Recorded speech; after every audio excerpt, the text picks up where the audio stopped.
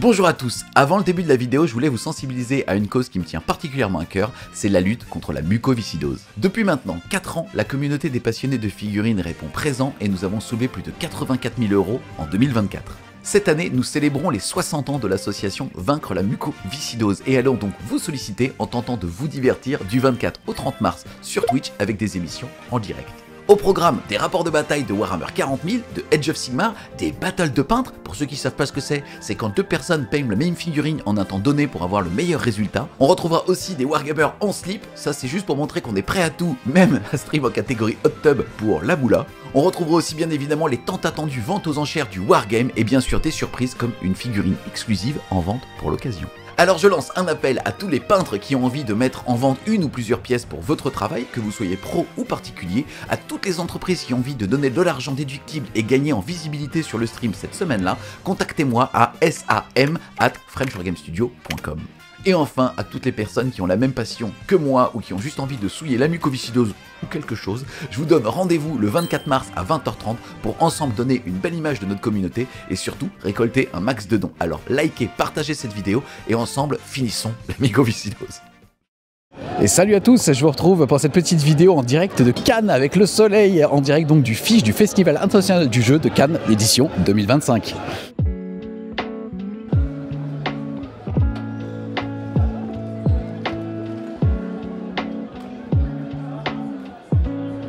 On se retrouve avec un visage bien connu, à savoir Dimdim. Est-ce que tu peux nous dire où est-ce qu'on est et qu'est-ce qu'on y fait? Bah là du coup moi je suis sur le stand d'Hasbro avec Wizard of the Coast en collaboration. Donc, moi je représente Broadcast avec Coco et Bast, mais on est sous l'égérie de Hasbro pour présenter donc HeroQuest avec la réédition qui est super cool, Talisman, donc un peu dans la même vibe avec un jeu de loi avec des figurines bien sympas. On a toute l'extension Jumpstart Fondation pour les initiations à Magic, tous les commandeurs aussi de Everdrift, les dernières sorties, notamment aussi le Monde de Runeterra qui est un jeu de société super cool qui est sorti l'année dernière, un jeu de placement de tuiles. Et le dernier qui n'est pas encore sorti, c'est Cosmolancer, donc un jeu où on est dans l'espace, il faut faire des grilles avec les meilleurs clichés de l'espace et cumuler des points et voilà. D'accord. Pour se focaliser un petit peu sur la partie vraiment figurine, qui est un petit peu notre ADN d'ailleurs à tous les deux, pourquoi HeroQuest? Est-ce que c'est une réédition de l'ancien jeu passé? Est-ce que c'est un nouvel add-on? Qu'est-ce que c'est? Bah, c'est un peu le mix des deux parce que du coup bah, c'est une toute nouvelle édition en termes de figurines, elle a beaucoup plus de gueule sur le jeu de plateau, les cartes, etc. On est sur un espèce de dungeon crawler à mi-chemin entre jeu de figurines et jeu de rôle. Exactement, c'est du bon vieux dungeon crawler classique à l'ancienne, le old school edition. L'avantage, c'est pas comme un jeu de rôle où tu as le MJ qui va se préparer toute la session de rôle pour le soir. Là, n'importe qui dans le groupe peut jouer le MJ et en fait, il va juste à décrire les portes qui sont ouvertes et les monstres qu'il y a derrière. Donc les figurines sont quand même cool. Donc nous, avec le stand avec Bast, on peint sous l'effigie Broadcast Studio les figurines. Donc c'est super cool, il y a quand même des choses à faire. Et puis c'est trop bien, c'est vraiment l'aspect tactique d'un jeu de rôle. Mais on peut y apporter encore du RP, du jeu et tout. Donc c'est un bon mélange. Et pour finir, donc Broadcast, c'est quoi?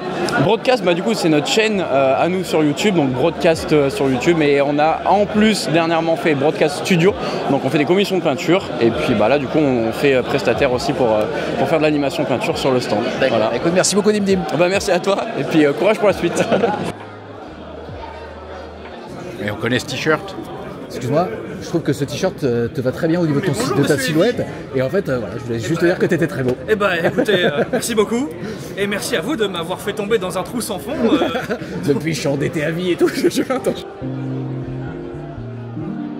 Les amis, on est maintenant sur le stand de Parabellum pour vous parler de l'actualité autour de Conquest. Est-ce que tu peux te présenter et aussi présenter le jeu? Salut, moi c'est Christophe, je m'occupe des ventes de Parabellum en Europe. C'est un jeu qui est à la fois escarmouche et bataille rangée, avec les mêmes figurines, donc tu as 2 jeux en un. Toutes les règles sont gratuites, tu as juste besoin d'acheter les figurines, tu as vraiment des belles pièces. Bataille rangée, ça marche très très bien, partie ça dure 2 heures, fluide, dynamique. On a voulu se faire plaisir un peu, on a ramené pas mal de gros monstres, on s'est fait plaisir aussi avec des gros décors et on essaie de montrer aux gens la qualité du plastique qui s'est vraiment améliorée depuis 2 ans. C'est vrai qu'en fait déjà quand le jeu avait été créé c'était bluffant, mais c'est vrai qu'on a vu en tout cas depuis 2 ans que votre injection plastique elle frôle les leaders du marché maintenant.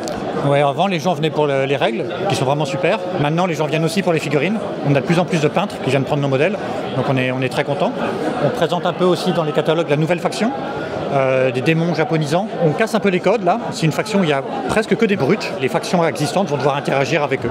Donc des temples qui apparaissent comme ça au milieu de nulle part, avec des créatures que vous connaissez, les Oni, les Kitsune, les choses comme ça. Et avec toujours Conquest présente toujours un petit twist. Donc les elfes, c'est jamais vraiment des elfes, les orques, c'est jamais vraiment des orques.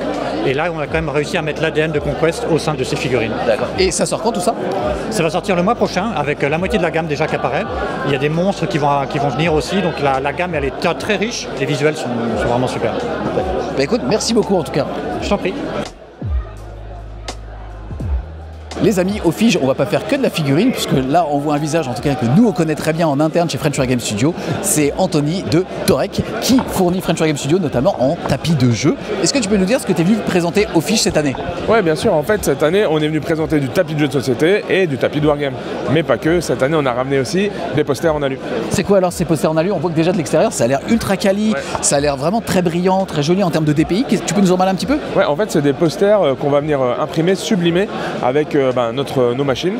On peut imprimer n'importe quelle image. C'est un procédé qu'on a piqué aux photographes qui à la base utilisent ça pour mettre leurs photos sur des supports rigides, mais nous on l'a utilisé pour faire de la geekerie.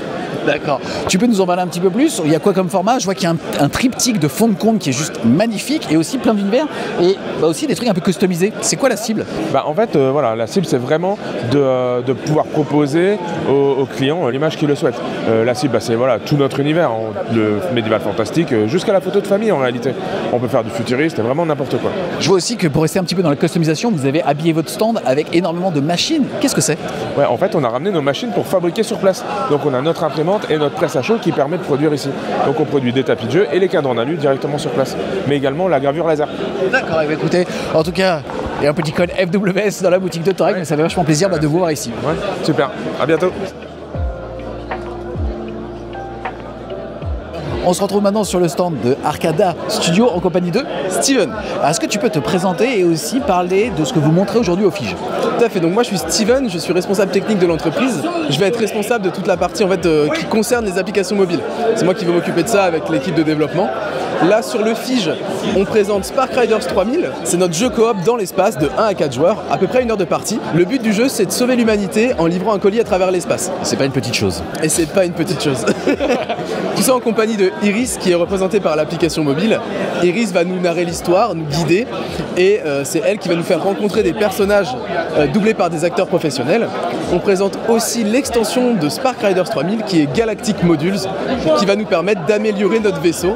Il y aura aussi des nouveaux personnages, des nouvelles tourelles, des nouvelles mécaniques en fait tout simplement, des nouveaux scénarios, plein de belles choses pour cette extension et pour ce jeu. On a envie d'avoir une belle durée de vie. Au total il y aura 13 scénarios, tous indépendants, c'est pas un legacy donc vraiment on peut y jouer autant de fois qu'on veut, très rejouable, donc c'est plein de belles choses. On va présenter aussi Sifflard, qui est notre jeu de l'année en fait, clairement, la livraison prévue en août de cette année. Sifflard, c'est un jeu de 15 minutes, famille vraiment très accessible. L'objectif c'est de voler le plus de saucissons possible sans se faire attraper par Hook le tavernier. Hook le tavernier, toujours incarné par l'application mobile. Et donc c'est un peu comme Tic Tac Boom, le but c'est en fait, Hook va arriver aléatoirement et s'il nous prend la main dans le sac, il nous fout dehors. Vraiment, c'est ça, donc c'est très dynamique, un jeu agilité, stop ou encore. Ça plaît à petits et grands, on a eu pas mal de familles qui jouaient ensemble, les grands-parents, les enfants, donc ça se passe très bien. Et on a Erune, aussi Erune Light and Darkness, donc qui est l'extension de Erune, un dungeon crawler de 1 à 5 joueurs, qui va opposer un méchant à 4 gentils, le maître des ombres, aux aventuriers. Et le maître des ombres n'est pas un maître du jeu, c'est vraiment un joueur comme tout le monde. Il va avancer, il va gagner de l'XP, etc. Le maître du jeu dans Erune, c'est l'esprit des runes, représenté par l'application mobile.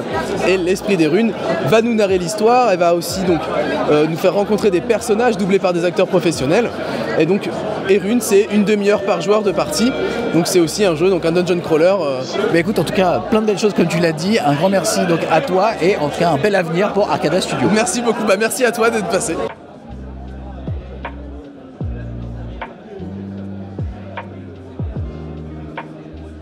Les amis, on est maintenant en compagnie de Gilles qui représente l'éditeur Monolith. Alors qu'est-ce que vous êtes venu présenter au Fige? Alors au Fige, on est venu présenter directement 3 choses et une 4e indirectement.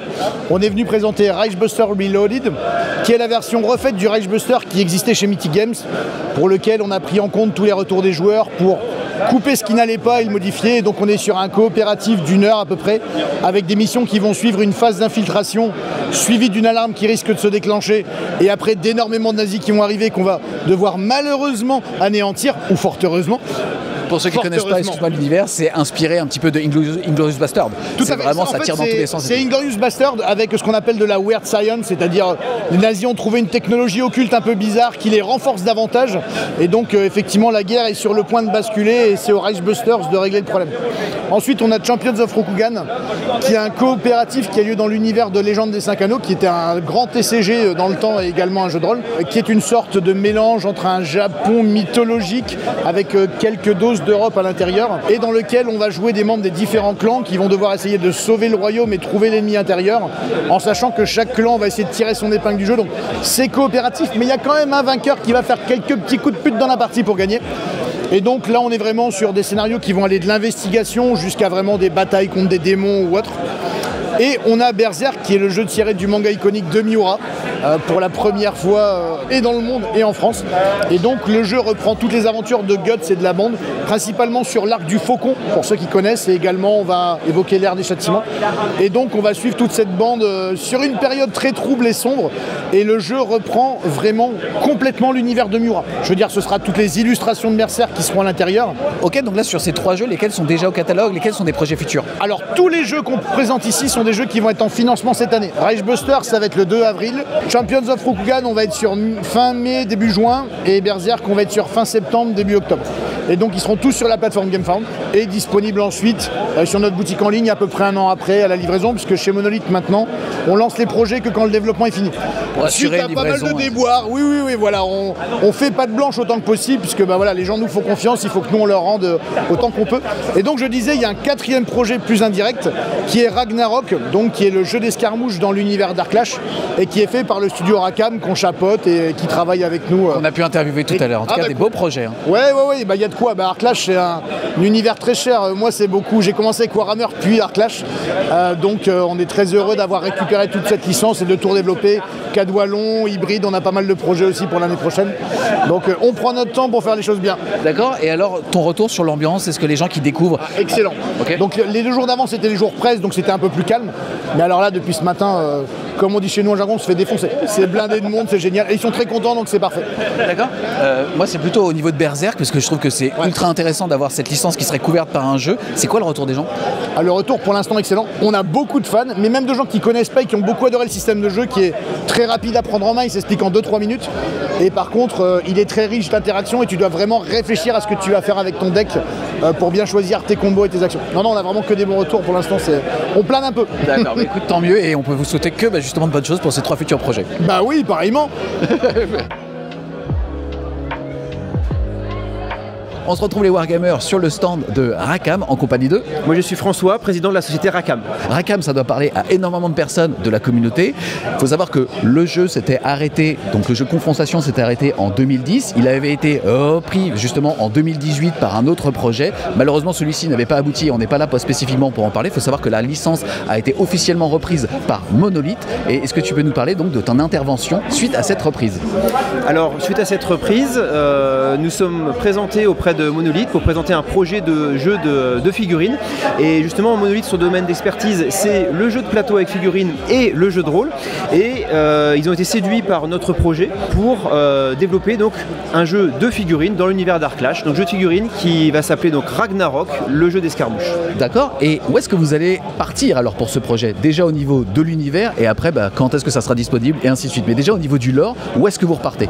Alors le lore, on part juste après, 2 ans après la fin du lore de Rakam 2010, c'est-à-dire que le lore s'est arrêté en 1008 et nous on se place en 1010, donc on est en plein Ragnarok et le jeu d'escarmouche, on va simuler des escarmouches en marge des grands affrontements du Ragnarok. Pour les gens qui connaissent pas l'univers, est-ce que tu peux nous rappeler un petit peu le contexte? Est-ce qu'on est sur du Heroic Fantasy? Est-ce qu'on est sur du futuriste? Alors l'univers Darklash, c'est un univers médiéval fantastique avec un lore qui est très riche, avec des inventions de Rakam très importantes importantes comme le Wolfen qu'on voit juste derrière, aussi les alchimistes de Diers qui empruntaient à de la science-fiction, hein, puisqu'on a des clones qui pourraient très bien être dans un film Alien. On a aussi les nains de Midnor, où c'est des nains recousus. Alors là, c'est un peu du vaudou, c'est-à-dire qu'ils sont recousus, ils sont animés par des démons. Voilà, donc un univers qui a pioché aussi dans la mythologie, dans la science-fiction. Donc c'est pas que du médiéval fantastique canon à la Seigneur des Anneaux. D'accord, on essaye de faire le pont entre les personnes qui connaissent, parce que c'est une énorme Madeleine de Proust comme univers, et les personnes qui ne connaissent pas. Donc Heroic Fantasy, médiéval fantastique. Vous reprenez vraiment la propriété intellectuelle, tu passais intégralement? Oui, donc là vous allez retrouver toutes les factions que vous aimez, hein, tous les peuples vont être remis, redéveloppés, donc au fur et à mesure des sorties. D'accord, maintenant on va parler vraiment du jeu avant de parler du projet et de son planning. Là on est donc sur un jeu d'escarmouche. Vous aujourd'hui, est-ce que ça sera les anciennes figurines? Est-ce que vous allez refaire la gamme? Est-ce qu'on peut déjà un petit peu parler de tout ça? Alors oui, là c'est nous, on sort que du nouveau. Voilà, de la figurine, alors imprimée en 3D, figurine résine avec une résine haute qualité, parce qu'il faut voir que la marque de Rackham, c'était le souci de la très haute qualité pour tout l'aspect graphique du projet, que ce soit les illustrations, les concepts, la sculpture de figurine, la qualité aussi des matériaux. Donc là, on est parti sur une résine de très haute qualité en impression 3D. D'accord. Au niveau du projet, vous en êtes où? Tu parles d'impression 3D. Est-ce que ça sera donc digital? Est-ce que ça sera au contraire un jeu où on va pouvoir se le procurer physiquement, et à quelle échéance? Vous en êtes où du projet? Alors on ne vendra pas des STL, hein, voilà, donc on pourra seulement se produire des boîtes de figurines imprimées en 3D. Et la première boîte, le premier starter, donc Wolfen contre Lion d'Alan, va sortir donc fin 2025, donc précommande pour une livraison courant premier semestre 2026. Donc je vous parle de précommande, bien sûr l'objectif c'est que le jeu sorte ensuite rapidement en boutique. Pour les personnes qui voudraient avoir plus d'informations sur le projet ou tout simplement le suivre, où est-ce qu'on peut trouver ces informations? Alors vous pouvez nous suivre sur nos réseaux sociaux et puis bien sûr sur notre site internet, donc rackhamgames.com. Est-ce que tu as d'autres informations à nous donner qui pourraient peut-être rassurer ceux qui étaient fans de l'univers, séduire aussi des nouveaux, qui est par exemple le directeur artistique? Alors le directeur artistique de Rackham, là c'est Didier Poli. Alors effectivement qui était ancien directeur artistique pour l'ancienne société Rackham, et donc grâce à lui voilà, on va avoir donc cette patte Rackham tout en la modernisant, parce que voilà, on veut sortir un jeu moderne avec les nouvelles normes voilà, du wargame, mais voilà le souci de qualité, voilà, donc c'est pour ça que là voilà, on a le directeur artistique, on a Didier Poli, et des anciens de chez Rackham aussi vont travailler, vont collaborer au projet. Eh bien, écoute, en tout cas je trouve ça très rassurant, le fait que ça soit des personnes de qualité en tout cas qui avaient cette patte à l'époque, sans parler justement de la gestion de l'entreprise, mais au contraire qui ont aimé cet univers et qui lui ont donné vie, avec la Monolith derrière. En tout cas ça a l'air vraiment solide. C'est ça, voilà, on travaille vraiment en étroite collaboration avec Monolith, et c'est vraiment très agréable de pouvoir travailler aussi avec cette société. D'accord, écoute, en tout cas merci beaucoup François, et on vous souhaite vraiment plein de réussite dans ce projet. Merci Yvi.